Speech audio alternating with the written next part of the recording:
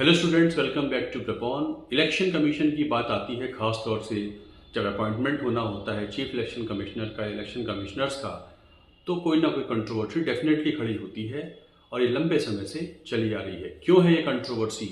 क्या इस पे कानून कहता है? क्या सुप्रीम कोर्ट का इंपॉर्टेंट जजमेंट है? वो ये जानते हैं। ये प्रॉब्लम खड़ी क्यों हुई ये जानते हैं।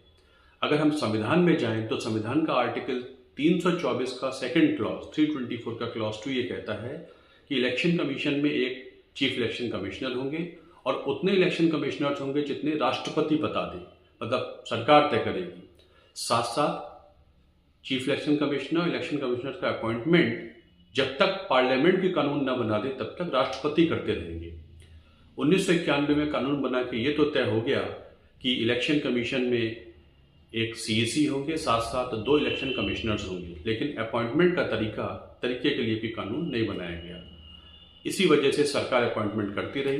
लेकिन चूंकि इलेक्शन कमीशन एक बहुत इंपॉर्टेंट बॉडी है, डेमोक्रेटिक सिस्टम को इस्टेब्लिश करने के लिए उसका बहुत अहम रोल हो जाता है, इसलिए वो कंप्लीटली इंडिपेंडेंट रहे, इंडिपेंडेंट इन सब्सटेंस रहे, इसके लिए हमेशा ही आवाज़ उठती रही।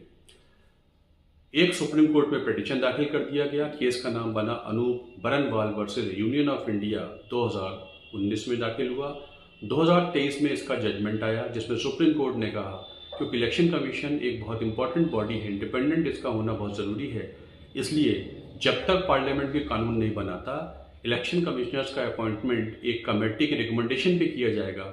उस कमेटी में प्राइम मिनिस्टर होंगे, चीफ जस्टिस ऑफ इंडिया होंगे, leader of opposition in Lok Sabha होंगे। ये तीनों जिसकी नाम सजेस्ट करेंगे उसका राष्ट्रपति अपॉइंटमेंट करेंगे और ये वर्डिक्ट तब तक लागू रहेगा जब तक पार्लियामेंट कोई लॉ नहीं बनाता।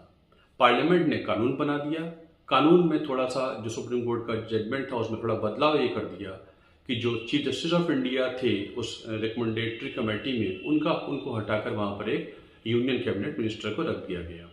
अब इसी को लेकर कंट्रोवर्सी फिर खड़ी हो गई कि ये बहुत इंपॉर्टेंट बॉडी है, सीजीआई का नाम जो रिकमेंडेटरी कमेटी है उससे हटाना नहीं चाहिए था। बहरहाल सरकार ने 2 नए, एक सीईसी और एक इलेक्शन कमिश्नर को अपॉइंट कर दिया। अब ये जो चैलेंज हुआ है, जो सर पार्लियामेंट का जो चैलेंज हुआ है, इसका जजमेंट कल 19 फरवरी को सुप्रीम कोर्ट बताएगा क्या इसमें हो सकता है। Thank you.